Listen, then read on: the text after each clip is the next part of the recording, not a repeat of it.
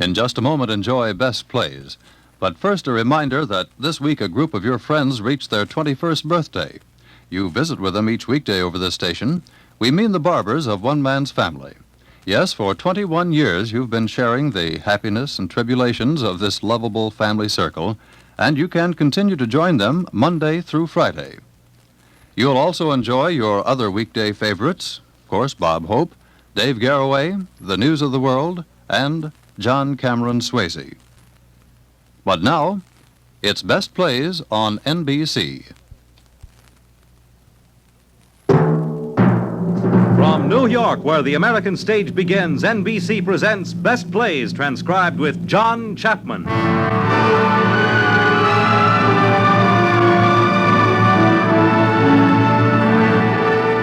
Best Plays, a series of hour-length dramas selected from the outstanding successes of the New York stage. Now, John Chapman, drama critic of the New York Daily News, is here to introduce Judith Evelyn and Paul McGrath in Susan and God by Rachel Crothers.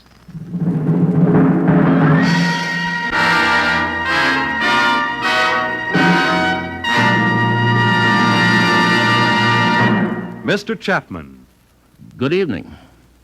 Rachel Crothers, who wrote Susan and God, may know more about women and their husbands than any other playwright. Certainly, she knows how to put them on a stage, look at them, and look deeply into them, as witness such works as Let Us Be Gay, As Husbands Go, and When Ladies Meet. Susan and God was one of the best plays of the season of 1937-1938, with Gertrude Lawrence in the role of Susan Trexel, a woman with a problem husband. All husbands are problems, of course, but in plays by Rachel Crothers, there is something special. In the role of Susan's husband in the first Broadway production was Paul McGrath, and he is playing the same role tonight. Our Susan is Judith Evelyn, a skilled and versatile actress who has starred in our Best Plays broadcasts of Angel Street and Craig's Wife.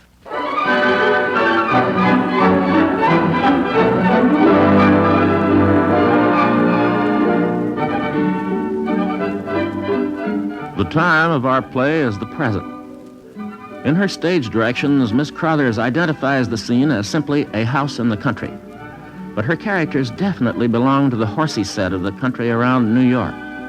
The house belongs to Irene Burroughs, a young matron separated from her husband, and with Irene at the moment is Mike O'Hara, the man she plans to marry when her divorce is final. Now remember what I told you, Mike. When Susan gets here, be careful. Careful? Why should we be careful about Susan? Remember what she said when she went away? I'll bet when I get back you'll have left Tom for Mike.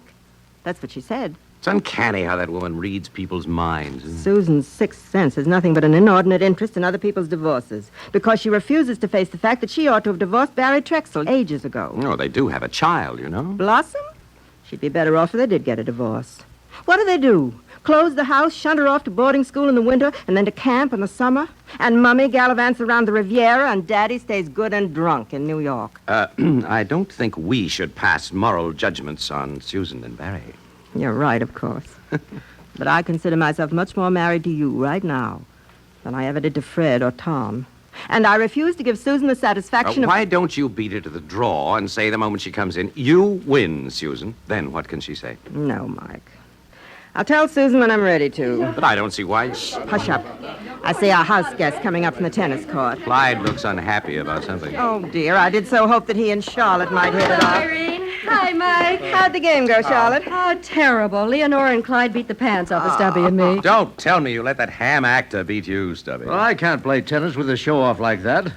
Why have you got him here, Irene? That's not a polite thing to say to a hostess, darling. I don't know why Stubby persists in hating the poor old theater when I gave it all up just to marry him. You don't seem to have given up theater people. That's not true, Stubbs. I was the only theater people in Leonora's life, and she definitely gave me up when she married you. You see, darling? Now apologize to Clyde. I'm sorry, I guess I was just off my game today. Well, Irene, what about the fabulous Susan? Where is she? Yes, don't tell us the lady isn't coming after all. I don't know where she is. She's changed her mind 3 times now. First, she was going to stop at the school and pick up Blossom. And then she was Blossom? Susan's daughter. Poor kid. She's at the terribly unattractive age. Susan is going to die when she sees her. Oh, by the way, Barrie may show up. If any of you answers the phone, don't tell him Susan is coming here. This is getting more and more mysterious. I'm sorry, Leonora. We're discussing intimate friends that you've never met. But I'm ever so intrigued. Stubby's talked so much about them. Susan especially. Well, what's the matter with them? Nothing. Only they're both a little too delightful. Barry's trouble is too much money and never had to work for it. Gee, that's tough. What about Susan? Too much charm. Life has never disciplined her at all. She's the most intelligent fool I've ever met. I begin to understand why her husband drinks. I've never been sure whether Barrie drinks because Susan's tired of him or Susan's tired of him because he drinks. Well, she wouldn't be tired of him if he weren't so much in love with her. He's a perfect idiot about Susan. But, Charlotte, he does drink like a fish, and no woman could stand it. You can't blame Susan for being tired of it and staying away so long. Well, Susan gets tired of everything. When Blossom was a baby, there never was another baby. Now she's bored stiff with her. And poor Clyde must be bored to tears with all this talk of somebody he doesn't know. Come on, Clyde, I'll show you the pool. You look as if you're dying for a cold Thank you. Yes, you do. Maybe those two will get together after all. I doubt it. Why? Because if Charlotte ever gave a hoot for any man, it's Barrie Trexel. Maybe that's why she's so hard on Susan. Hello, hello. She's here. Susan. It must be. Darlings, you darlings, you darlings. Susan. Irene, darling, this is too wonderful, isn't Oh, it? Susan, I'm so glad to see you. How perfect you look, but you always do. Stubby, darling. How marvelous. Not next. Michael, my sweet. Right on the mouth and nothing wiped off. Mike, you have got away with you. How nice. And you angel. Oh, I'm sorry, I don't know you, do I? But I'm so glad to see anybody. This is Leonora, Susan. Leonora Stubbs. In other words, my wife. Stubby, your first wife. How wonderful. How do you do, Leonora? Hello, Susan. And Stubby was such a bachelor. I can quite see how you did it. She's marvelous, Stubby. Thank you. Well, I never saw you looking better, Susan. You must have been having the time of your life. No, it isn't that. I mean not the kind of time you mean, Stubby, dear. Susan! Hello! Charlotte, darling, are you here? How heavenly. Oh, you look the way we're supposed to look when we come from Paris, but nobody ever does. Oh, do you like me? Oh, how sweet it is to be here. Now, tell me everything. What's happened and what have you been doing, Charlotte? You know, Well, I have had the most wonderful experience in my whole life. Well, tell us about it, darling. Well, you know, I didn't mean to go to England at all. England? But I met Lady Wigham on the Riviera, and we got awfully keen about each other. And when she asked me to go home with her, I thought that I might just as well sail. You know, she is one of the rarest creatures I've ever known. What's so rare about her? To begin with, she's one of the most distinguished women in England, and she has the most gorgeously magnificent palace in Kent, to say nothing at all of the others. But, of course, that isn't it. That isn't why you're so keen about it. No, not at all. It's her soul that's developed to such marvelous... For instance, you know, the first night that I was there, the house was filled with people. I didn't know anybody, and I didn't particularly want to, and they didn't either. And then Lady Wigham herself floated in, and we all loved each other in a minute. What do you mean, Susan? Is she religious or something? Oh, honey, it's much more than that. I mean, it's new, it's fresh, and it's so practical. That's why it appeals to me. What appeals to you? Lady Wigham's... Well, it isn't hers, of course. It's anybody. It's everybody's. But she began the movement. What, movement? Oh, if there's one thing I thought you'd never be guilty of, Susan, it's joining a movement. But that's why it's so wonderful. You will see, I can't even talk about it yet. But you can ask me questions because I want to give. I want to give all I can to all of you. Well, what is it if it isn't a religion? Well, it is in a way, but you can just keep right on being what you are. It's just love for other people, not yourself. Oh, the good old golden rule. What is the golden rule exactly, Mike? Didn't you ever go to Sunday school? No, I was such a sensitive child, they didn't make me. But that's why this is so wonderful. There isn't anything difficult about it. That's why so many intelligent and thinking people are interested in it. Who's that young man standing in the doorway? Oh, Clyde, come on in. Susan, this is Clyde Rochester, Mrs. Trexel. Oh, how do you do, Clyde? You know, we all called each other by our first names at Lady Wigham's. Lord Ramsdale's chauffeur called him Tom. It was too sweet. Well, then, how do you do, Susan? You don't remember me, but I had the pleasure of meeting you when I was playing at Newport 2 seasons ago. Of course. course. I remember you perfectly. You say you're an actor. Sorry? Well, there was an actor at Lady Wigham's, too. You know, literally anybody. And the Duchess of Keating said this is a great experience, coming into spiritual contact with people we never knew existed. Well, as long as she kept it spiritual. That's the whole point, you know. You open your heart, your soul, rather, to people. And, for instance, I had the most thrilling and inspiring talks with one of Lady Wigham's gardeners. You know, he told me one morning in one of the marvelous tulip beds that he used to hate his wife, so he got all ready to kill her one night with a gun actually in his hand. Don't tell me he didn't do it. No, the gun didn't go off somehow. But he knew afterwards, after Lady Wigham had brought him into the movement, he knew it was the hand of God that stopped him. And now he actually likes his wife very much indeed. Yes, I know. You can't believe it because I'm saying it. But you will see how changed I am. Now, tell me about yourselves. Do you have your divorce yet, Irene? Next month. Oh, that'll be awfully nice for you, Mike. But you know, I expect this will just wipe divorce right out of the world. What will? Lady Wigham's movement. Oh. When there are enough of us and you can't stop it, it's marching on like a glorious army.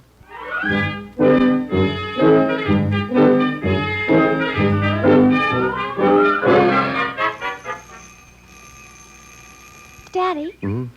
Yes, dear? Why is Mummy staying here at Aunt Irene's? Why doesn't she stay at our house? I told you, Blossom, our house is closed. Yes. Oh, I beg your pardon. Is Mrs. Burroughs about? She went up to change for dinner. They all did, in fact. I see. Can you tell me if Mrs. Trexel has arrived? Well, I'm sorry. I'm a stranger here myself. Oh, one of those. I'm Barrie Trexel. My wife is expected. Oh, really? This is my daughter, Blossom. Oh, how do you do? How do you do? My name is Clyde Rochester, Mr. Trexel. Well, won't you step inside? Thanks. Clyde Rochester. I knew I'd seen you before. You've given me many a good laugh in the theater. Oh, thank you for those very kind words. Now, can I give you a little something? Whiskey or, No, thanks very much. You'd rather have information than a drink. Well, it's about 50-50. Well, I'll see if I can dig up somebody who does know something, huh? Make yourselves comfortable. Thank you. Daddy? Yes? Of course Mother's here. Isn't she? I should say it's highly probable. Aren't you sure? It's foolish to be quite sure of other people, my dear. If she isn't here, where is she? If she isn't here, she's thought of a better place. Maybe she did go on to school for me after all. Maybe I oughtn't to have come away. Well, I thought that was what you wanted to do. Yes. But now that I've come away, I don't mind going back. What? All the other girls were leaving. I didn't want them to think I hadn't any place to go. I suppose that sounds silly to you. No, we all like to have someplace to go. At least we like people to think we have. That's almost more important than going, isn't it? Yes, it is. When you didn't come to the last day exercises yesterday, I said you were sick, or they'd have thought I didn't have anybody to come. Oh, I'm sorry, Blossom. I meant to get there. What's the matter? Nothing. Look, if by any chance your mother hasn't got here yet, Blossom, Irene will put you up for tonight, and I'll go back to town. You want to go back to town because you're stuck with me? No, not at all. Well, it's very nice to be with you. If you don't mind, I don't. We've been together 4 hours. You're bored to death. Nonsense. 4 hours isn't very long. It's the longest I've ever been with you. Why doesn't somebody come, I wonder? Can't we ring a bell or Blossom, something? Suppose your mother isn't here. Well, what? I'll tell you what. You come to town with me for tonight. We'll have dinner at some nice place, and we'll see a show. Wouldn't you like that? We might even buy a hat or something. Well, what's the matter? It's this darn brace on my teeth. It slips once in a while. Oh, are braces a feature in that school? Do they all wear them? Oh, Dad, you fool. Oh, I should have stayed there. Well, why, Blossom? After all, why should you? Because there isn't any other place for me to stay. Look here. If you don't want to go to New York with me, how would you like to go over to our place for tonight? You said the house is closed. Well, the gardener and his wife are there. They might invite us in. They seem like kind people. Oh, Could we? Could we do that? I don't know why not. Well, that'd be wonderful. I'd rather be there than any place in the world. Wouldn't you, Dad? Just about. Oh, if we could be there together till it's time to go to camp, I wouldn't mind the camp so much. Blossom, I thought you liked it at camp. Why did you think that? Oh, I don't know. It's a nice, healthy place. If I get any more healthy, I'll die. Oh, Dad, would you mind asking Mother to let me? Now, she'd be more likely to do it if you asked her. No, she wouldn't. She'd say it's only such a little while, it wouldn't be worth opening the house. I'm sorry, Blossom, but I'm not much good at telling her what I want. Why can't we all be together once in a while? Why can't we be some sort of a family like other people? Why can't we? Why can't we? I don't know. I didn't know you felt this way. I expect it's all my fault. You're all right. I mean, now you are. Why can't you be this way all the time? Seems simple enough, doesn't it? But somehow what we mean to be and what we are quite different. Beg pardon, sir. Oh, yes. Mrs. Burroughs says she is extremely sorry not to see you, but she's in the bath. Well, say I'm extremely sorry not to see her. Yes, sir. And Mrs. Trexel, is she also in the bath? Madam says Mrs. Trexel is expected tomorrow. I see. Well, then she did go to school. I don't think so, Blossom. Maybe she had an accident or something. Well, if she had, it's a nice accident. Give my regards to Mrs. Burroughs and say I'll try again tomorrow. Yes, sir. Dad, aren't you sort of worried? She might be lying in a ditch somewhere. Well, if your mother is lying in a ditch, you may be sure she picked it out, and it's a perfectly good ditch.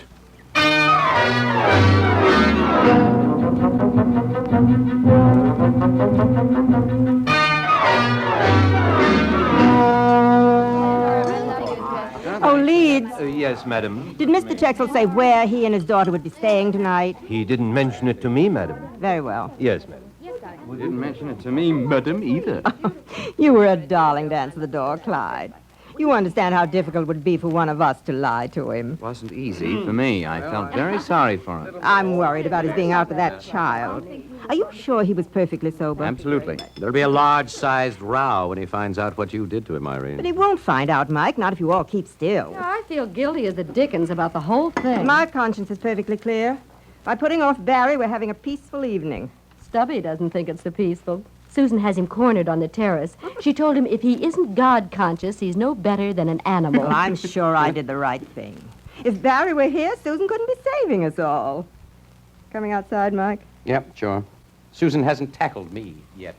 I think I'll join the parade. Oh, Clyde, Yes, Charlotte? you and Leonora had better watch your step. Susan's got her eye on you, and I think she suspects the worst. How about you? Can you throw that stone? I'm going to keep on throwing it till Susan finds me out.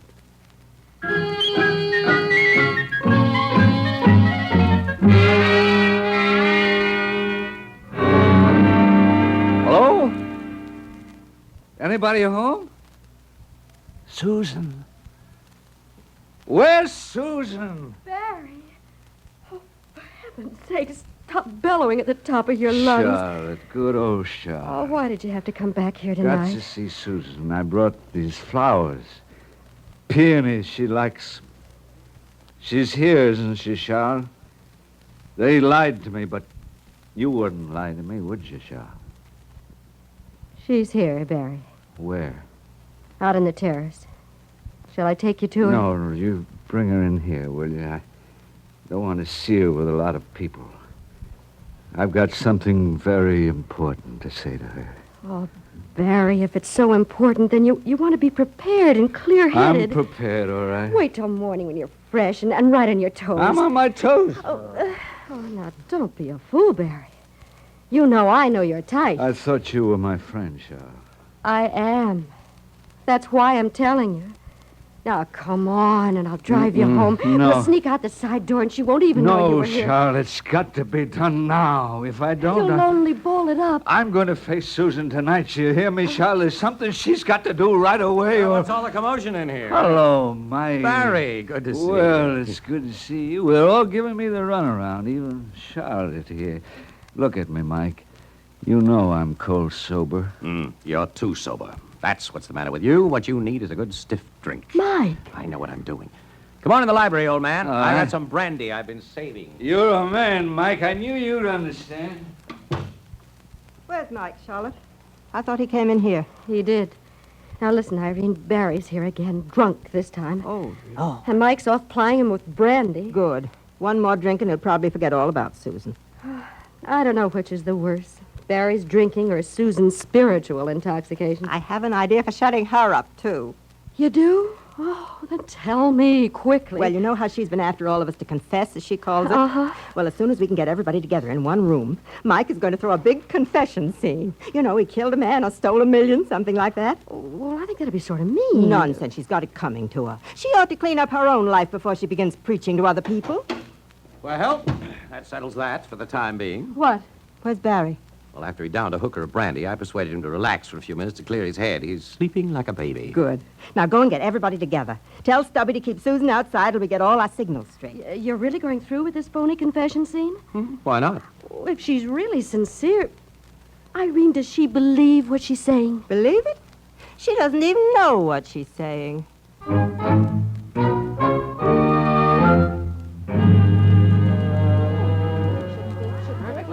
Now then, does everybody understand what we're trying to do? Yes. Mike is going to spring the confession, but what do we do? We all have to act. Well, I can't act unless I rehearse. How about me writing a few lines? No. Just make it up as you go. And when I begin, try to stop me so I'll have something to act up to, see? Well, what do I say? If you say, no, Mike, don't do it. I can't bear it. No, Mike. You better give her a cue, Mike. All right, when I say... What are in here? Oh, they're in here, Stubby. Oh, my dears, what an evening this has been. Clyde has agreed to keep his love for Leonora on a higher plane, and Stubby has just agreed to be big about it, haven't you, Stubby? That's right. 2 souls opened up for me. You don't know the peace and the sweetness that I feel now. And you all could if you would. But it's not easy, Susan. But try, dear, try. Susan, I'm awfully impressed with the things you've been saying. Oh, are you, Mike? In fact, well, something has been gnawing at my soul for a long time. My darling, how wonderful. Don't lose your head, Mike. You may regret what you're saying all your life. Oh, but Clyde, please, go on, Mike. Why should you drag out something from the past that's gone? Because if I had the courage... Don't be a fool, Mike. No, Mike. I can't bear it. These people can never forgive me. They won't understand, Susan. That doesn't matter. I will. Go on, dear. I don't think I can. Oh, you must, Mike, you must. Don't kill this impulse. Let it come. You'll be sorry if you don't. I've done a horrible thing. Then ask God to help you, no matter what we are or what we do. If we're sorry really and honestly want his help, we can be made over. If you believe what you just said, Susan, I believe it too. Barrie! Do you mean he can do something about me if I ask him? If you do, I do ask him. Oh, Barrie, how could you? Daddy? Hello, Blasi. I forgot all about you out there in the car. I waited such a long time. I thought something must have happened. Something has happened. Oh, don't, Barrie, don't. Your please. mother has just said something that changes the whole stinking, rotten world. I never knew you, Susan. You look like a shining angel. You've got stardust in your hair. I worship at your shrine. Barrie. Oh, my poor, poor darling.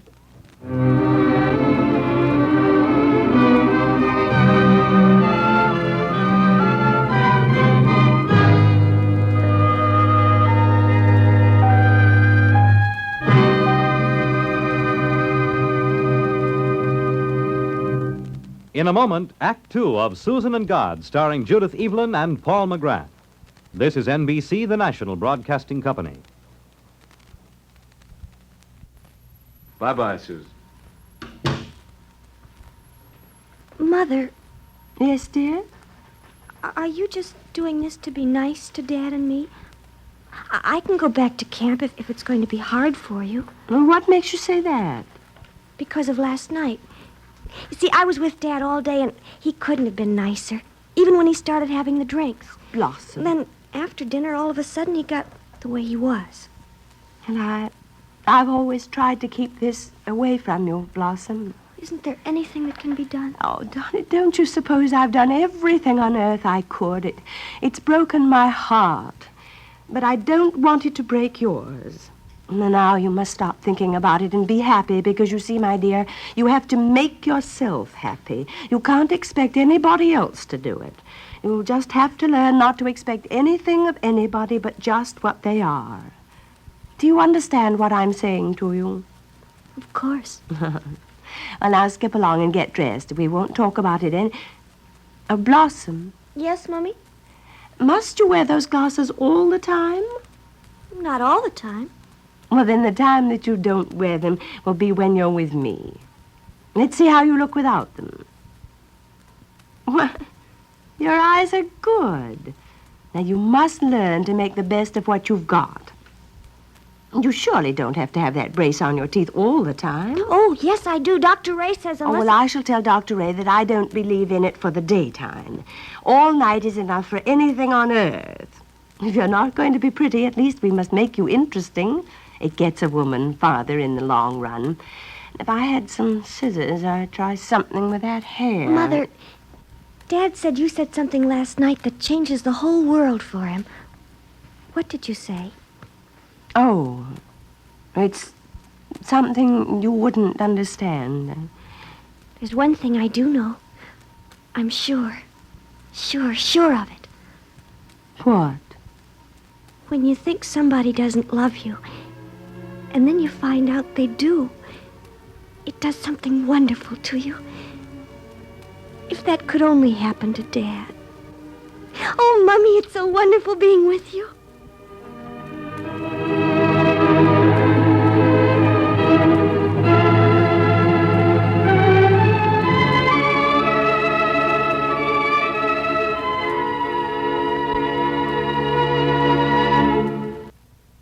I tell you, Charlotte, fond as I am of Susan, I don't know whether I could have stood her in the house another single day. Oh, you shouldn't let her get under your skin, Irene. I'm not the only one. Stubby and Leonora aren't speaking to each other since Susan made Clyde confess his love for Leonora. Clyde is going around in a miserable ecstasy of renunciation. And Mike and I have had the worst row we've ever had. Because of Susan. She's convinced him that I'm living a lie for his sake, and he shouldn't see me again till my divorce is final for my sake. She even had me on the verge of a confession last night. That you're crazy about Barrie? She's known that for years. Instead of feeling guilty about it, why don't you grab him? Simple. He still loves her. Why? I can't for the life of me see... We better shut up. Here comes Blossom Girl. Hello, Aunt Irene. Hello, Charlotte. Oh, hi. Has Father come back yet? Back from where? From our house. He went over to tell the caretaker we're coming home. You've seen your father this morning? Yes. He and I were in Mother's room, and she was making the loveliest plans. May I have a car, Aunt Irene? A car? I can drive, please. Just so I can go over and see if he's there. No, I won't let you. It isn't your business to do this, Blossom. I oughtn't to have let him go alone. Please let me, Aunt Irene. Hold on, darling. Mike has already gone, and here he is back again. Then you do think there's something wrong? I didn't say any such thing. Mike, was he there? He was there early this morning. He had breakfast there. Then what did he do? He said he was coming back here, and of course he will. But he hasn't come. Oh, dear, here comes Mother. Please don't tell her where you've been. Where are you going? Down to the gate to look for him. Hello. Well, where's Blossom off to in such a hurry? Why, Susan, I think that she... Has Barrie come back yet? Is anything the matter? Of course not. Oh, there is. Tell me. Well, there can't be anything wrong yet, Susan. He hasn't had time. It's 11 o'clock in the morning. I know what you're thinking, and I don't want you to let him know that you've been thinking it. He needs faith all around him. He needs to know that we believe in him. If you believe in him like that, Susan, it'll help him more than anything in the world. I do believe in him. Of course I do. Daddy's coming up the drive, Mother. Now, look, all of you, will you let me see Barrie alone, please? Come along, Mike. You come with me, Blossom. He'll be all right, though. I'm sure he will. Oh.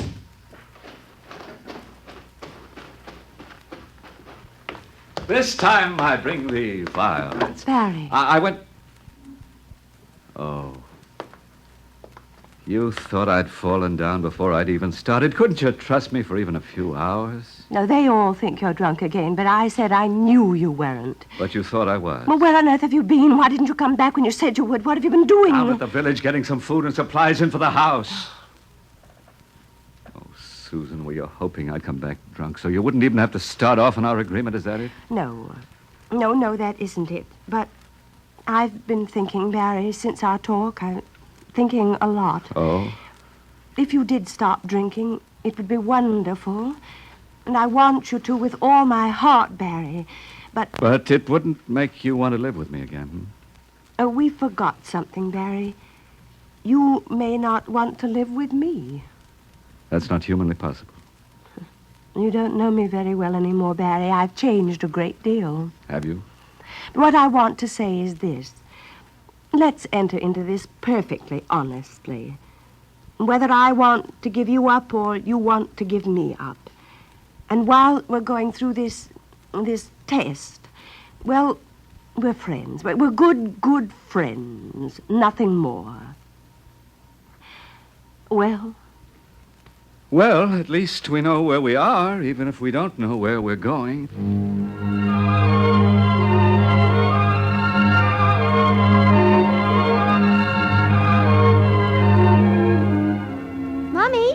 Mommy, where are you? In here, Blossom. Mommy, Aunt Irene is here. I know. She phoned me from the station. Now run along. We may want to gossip. All right, Mommy. She's in the breakfast room, Aunt Irene. You told me that, you goose. Hello, Susan. Irene, I never was so glad to see anybody in my life. Why didn't you send me a card or something? I didn't even know that you were going abroad until you'd gone. I never expected to see you again as long as I live. I had a terrible fight with Mike, the final round, and cleared out the next day. Oh, where did you go? Norway. Oh, how dreadful for you. Nothing but scenery. Where is Mike? I haven't seen him all summer. I haven't seen him yet myself. I gave him up forever when I left, and I've come home to marry him. I know now that Mike's the answer to everything for me. Just as I told you. Because you gave him up. You now love him in a finer way. It's beautiful. Oh, I'm proud of you, Irene. What about you? How's Barrie? He's been splendid. Not drinking? Not once, not a drop. Oh, Susan, that's too good to be true. I didn't think you'd last 2 weeks on the job. It's been 3 months. It's been a miracle. Has your belief made you do this for Barrie? I couldn't have done it without my belief. It's sustained me. But don't think it hasn't been a hard job, too. Of course it has. Both of them, Barrie and Blossom. You know, at first I thought I simply couldn't stand it, Irene. I know. But you know, there's something awfully queer about it. The more I do for them, the better I like them. Blossom's the sweetest thing that you have, but it's been awful. Do you think I've had any parties? Not one. The house filled with youngsters from morning to night. They wear my clothes, they use my best writing paper. There's a party going on in the drawing room right now, and I'm exiled here. In fact, oh, now what? Yes, dear? Mommy, we've run out of sandwiches. Bronson says there's nothing in the house to make anymore unless he takes the caviar you like. I haven't heard anything about what I like for so long it staggers me. All right, take it. You're a peach, Mom. Go away, you're hot and sticky. Ouch. Yes, well, it's coming off a bit by bit, isn't it? No wonder. Hold in your stomach. Yes'm. Goodbye now. Just as I get her poked in one spot, she pops out in another. Oh, Susan, I'm so glad you and Barrie are together again. Yes, we're together again, but it's an entirely spiritual relationship, Irene. But Susan... Yes, that was our agreement. The summer was to be a test for both of us. Oh, careful, he'll get another girl. I hope so. What? I hope it's Charlotte. Charlotte? She's in love with him. Well, I know, but... And that's why it's so perfect. She's been so useful. She plays golf with him when there isn't anybody else. They're out now. Susan, what are you up to now? I've only changed once, Irene. That's when... When you joined Lady Wigham's movement. Exactly. It's enabled me to save Barrie, and now I want to make him happy. He's a darling. He's a perfect darling. But I've outgrown him, and Charlotte never will, of course. All of which must mean that you're in love with someone else. No, Irene, you don't understand. This goes beyond all that. Susan, what do you want out of life? Well, all I know is that I can never go back to being an ordinary woman again. Lady Wiggum says I have a very rare power. And this summer has been wonderful for me. It's prepared me for bigger and wider. You know, the meeting at Newport is going to be brilliant. Heaps of important Americans and English titles, and Lady Wiggum herself is coming over. What's all that got to do with you? Well, I've helped organize it. Look at the stack of letters. You mean you've become a sort of high priestess for this cult? It's not a cult, Irene. It's a movement. Sorry. And what exactly qualifies you for this tremendous responsibility, Susan? Well, it all began with Mike's confession that night at your house. That was the first time I knew that I had this tremendous spiritual power. Susan, didn't anyone ever tell you about that confession that night? I only know the results. Leonora gave up Stubby and his money and has gone back to the theater and hasn't got a job yet and respects herself.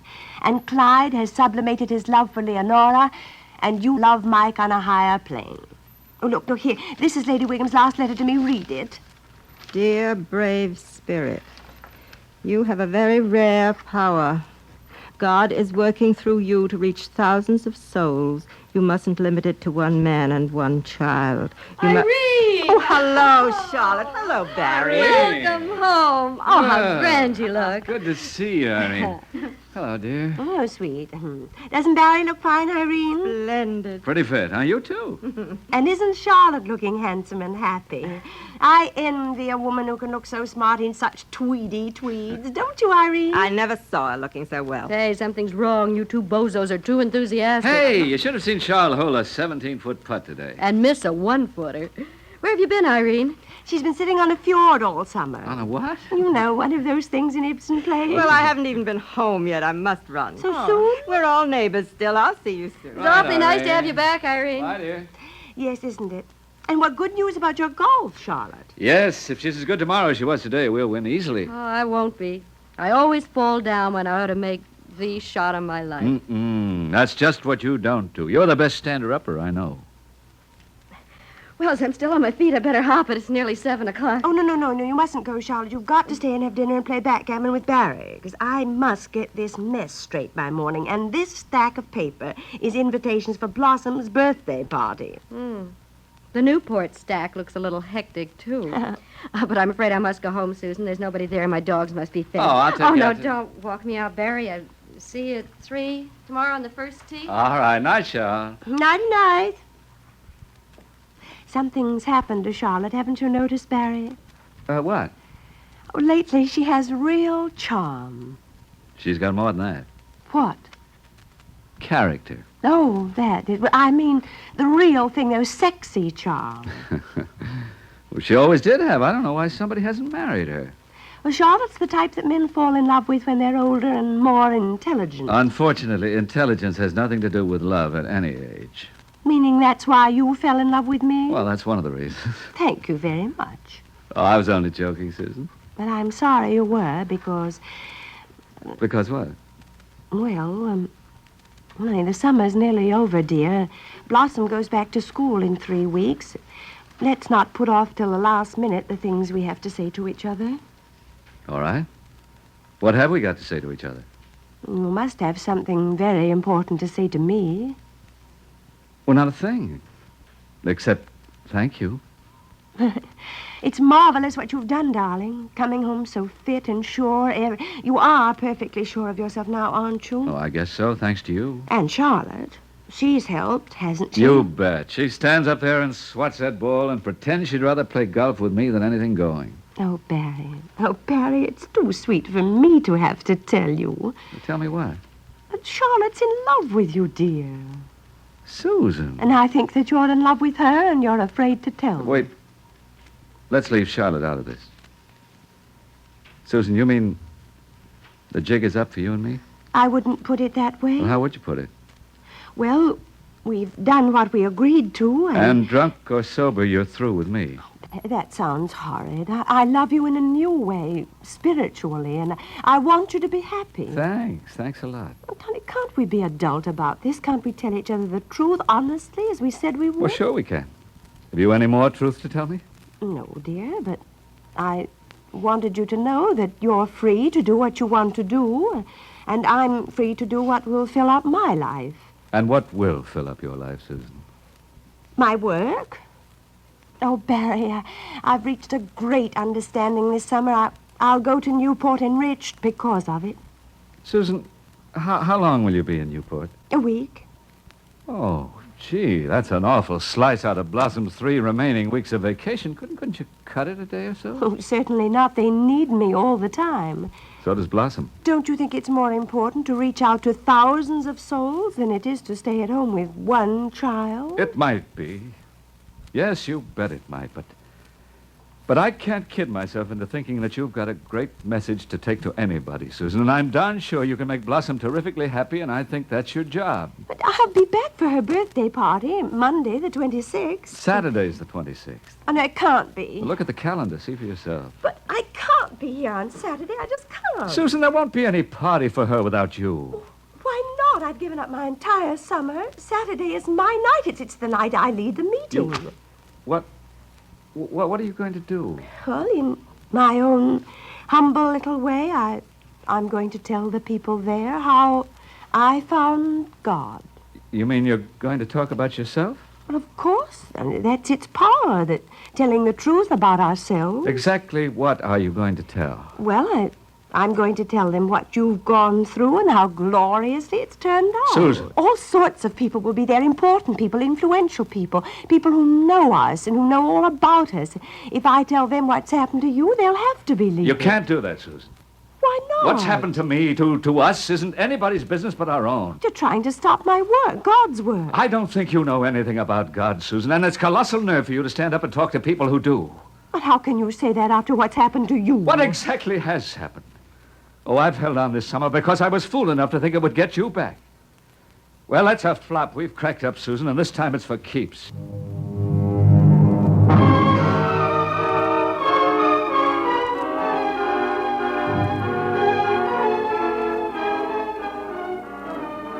Blossom?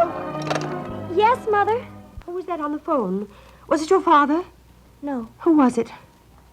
I called the same place again. Listen, I told you not to. What did they say? He says Father hasn't been there at all. Of course he hasn't. That's the last place he'd go. And do stop this telephoning and making people think things.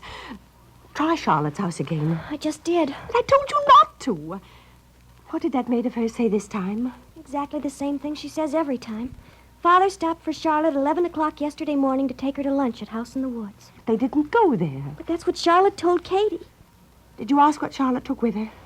Nothing but her golf shoes. She's lying. I don't think so. She was crying. She thinks they've been killed. Oh, nonsense. I wish I thought that.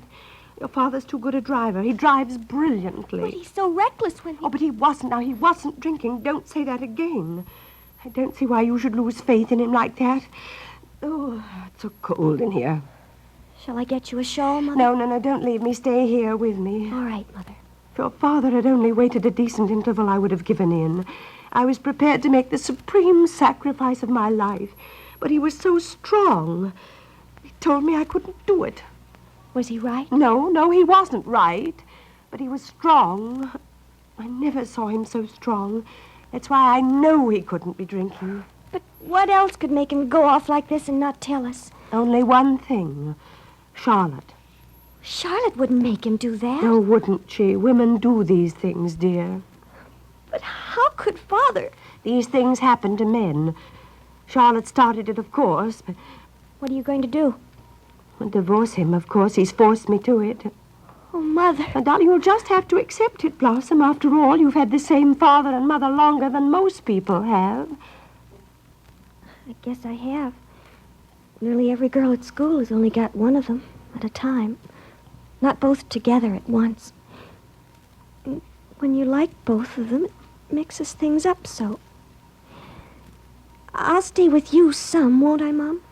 But you'll be with me all the time. What do you mean? But I'll have to be with Dad most. Blossom, do you love him more than you do me? No, Mother, but somebody will have to be with him. But he'll have Charlotte. I mean someone who belongs to him, who always has belonged from the beginning. Oh, Mother, why can't it be the way it was this summer? I thought everything was all right. I liked this summer, too, dear. It's been sweet having you. Wasn't Dad sweet, too? Yes. No, but I've grown so, and your father isn't very intellectual. Neither are you, Mom. What? You don't need to be. You get everything you want anyway. That's not true. I give up all the time. I try to make things right for other people, and they go and change things. Now, look at this. I didn't plan this at all. There's a car. I'll bet it's Dad. Dad, we... Oh, it's only you, Aunt Irene. Well, don't look so crestfallen. Hello, Susan. Have you heard anything yet? No. Have you? Of course not. How could I? You seem terribly excited. Blossom, dear, run along like a good girl. All right, Mom. I'll be in my room if you want me. Well, what have you decided by this time? Is he drunk or has he eloped with Charlotte? Oh, it's Charlotte, of course. You're getting just what you deserve, Susan. What? A dose of your own medicine. Busting up other people's lives. Busting up? Oh, you of all people, Irene, after what I did for you and Mike. Do you know exactly what you did? Mike is going to marry somebody else. And well, here am I. Irene. Oh, no, I'm sorry. If I hadn't been fool enough to go away. I was holding Mike in the only way he can be held. But, darling, I was a fool to let anything you said affect me. You don't know what's right for other people. Oh, Irene, believe me, I was trying to help you. Why haven't you helped yourself? I'm glad Barrie did wake up. Charlotte will make a darn good wife for him. But you know that you and Mike were wrong. You know it. If you'd only let us alone, we'd have worked it out our own way. If you just... Excuse me, the doorbell. Hello, Susan. Charlotte. Barry's here, Susan. He's in the car. No, don't go running out. He wants to see you, but I asked if I could speak to you first. Come in.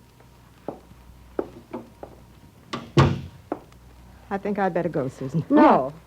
I'd like you to hear what I have to say, Irene, if Susan doesn't mind. Yeah, why not? Couldn't matter less what you have to say, Charlotte. Oh, yes, it could. If you knew the actual truth of why this happened, you'd be so ashamed. I do know. You began the whole thing right here in my house, right before Susan, why don't you let Charlotte say what she can say? What can she say? I know all about it. Do you deny that you're in love with Barrie, do you? No, I don't deny it. Do you deny that you began it, that you meant from the beginning to get him, do you? Yes, I deny that. It isn't true. But I'll tell you this, Susan. If you give him up now, I'll go after him. And I'll get him, if I can. Will you drive me home, Irene? Of course. Now you know how I feel, Susan. No. No, it's not the same thing, Irene. You weren't married to Mike, and you haven't got Blossom. You haven't had them both all summer. You haven't been here in this room alone, with them both adoring you and depending on you. You haven't felt strange, new, funny little minutes of peace that you never knew anything about before. That only comes after a long time of seeing it through. You didn't know that till you lost him. Till another woman got him away from you. No, I didn't. I didn't know anything. Life has come straight back to me. All the things I've been running away from are the only things I want now. Life's come back at me, all right. Susan, I wasn't being fair a while ago. It wasn't what you said made me lose Mike. It's myself. The way I've lived. Irene. Charlotte's waiting. Are you going to drive her home? Yes, Barrie, I am. Why do you do it? Why don't you let Barrie take her? Good night, Susan. Good night, Barrie. My dear.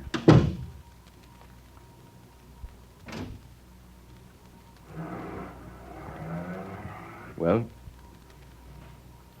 you going to ask me in, Susan? It's your house, Barrie. You certainly come and go as you like. Not precisely, but let that pass. How much did Charlotte tell you? She didn't need to tell me anything. She admits that she's in love with you. Did she say that? She did. And that she'll get you if she can. Well, if she hasn't got you now, darling, what more can she do? Nothing. She was great. I'm sure she was. She evidently didn't tell you this, Susan. I was drunk when I stopped for her in the morning. I began the night before, after you and I had our fight. But Charlotte didn't hesitate to get in the car and drive off with me. When I'd finally drunk all even I could hold, we stopped at some little inn, and she stayed with me till I slept it off. And today she drove 300 miles to bring me back to you. She was big, wasn't she? She was. She stood by you and saw you through. You slipped because I failed you. Don't, please, Susan. I had nobody to blame but myself.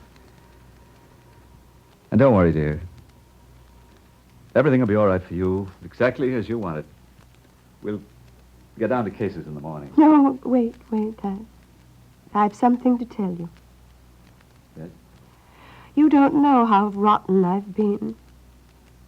This summer, at first, I hoped you would come home drunk. Put an end to our agreement. I know. I know you did. And then when you didn't, I began to be awfully pleased with myself and think that I was responsible. Susan, don't try to buck No, me I up. know you're tired of my selfishness, Barrie. Tell me the absolute truth. Are you in love with Charlotte? I'm very fond of Charlotte. If she wants to try to make a go of it with me, why not? I'm very grateful to her. Then you're definitely not in love with her. I like her, which is a great deal more important. Oh. Barrie, I want to be so much more to you than I've ever been before. Please let me try again. Susan, I'm not worth it, you know that. Dearest, I don't think that God is something out there somewhere. I think he's here, in us. And I don't believe that he helps one bit until we dig and dig and dig and get all the rottenness out of us. Barrie, darling, hold me. Susan, darling. Oh, dear God, don't let me fall down again.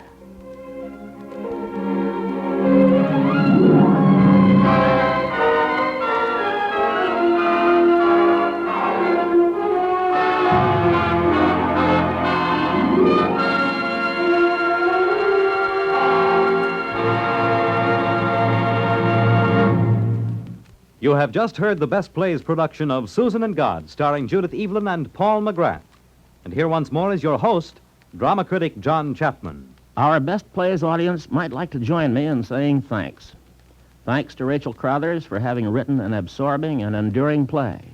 And thanks to Judith Evelyn, Paul McGrath, and their fellow actors for an absorbing performance. We shall have another Best Play next week, and I am looking forward to it as another highlight of our series. It will be John Steinbeck's notable and exciting drama of Mice and Men, with Burgess Meredith and Anthony Quinn in the memorable roles of George and Lenny. This is Chapman saying goodbye until then.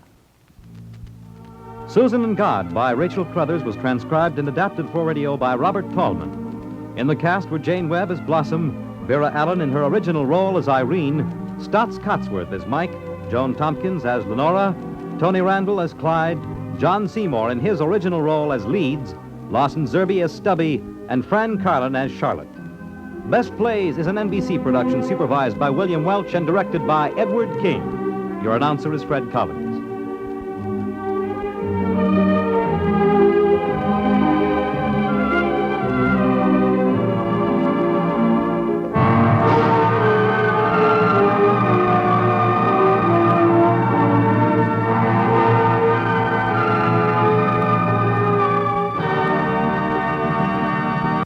Sundays, listen to Theater Guild on NBC.